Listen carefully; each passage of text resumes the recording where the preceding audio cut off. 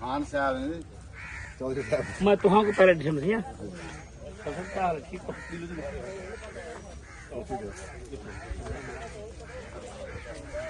अस्सलाम वालेकुम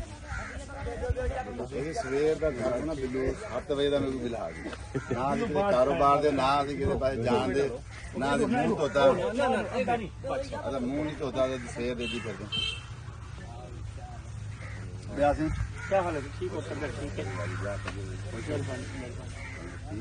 ले पर बड़ा बुढ़ी बुढ़ी जनानी ਮੈਂ ਨਾ ਸਵੇਰ ਦੀ ਸਾਡੀ ਕੋਈ ਇਹਨਾਂ ਬੰਦਿਆਂ ਨੇ ਗੱਲ ਨਹੀਂ ਮੰਨੀ ਉਹ ਪੈਸੇ ਅਮਸਨ ਹੋੜੋ ਤੇ ਮੈਂ ਦੇਸਾਂ मखदूम नूर मोहम्मद मुंशी आके चौधरी हुने पाठ मैं हुने इन्हें को पैसे देना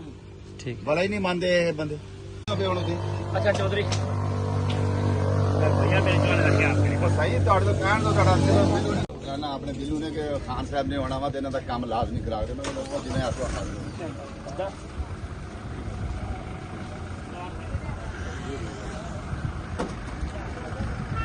अपना कोई नहीं खा रहे ज्यादा पहले की है नहीं असा कोई ना 5 घंटे दियो बड़े देख तो वहां करना काम अद्धा ही बैठे भाईजान बैठे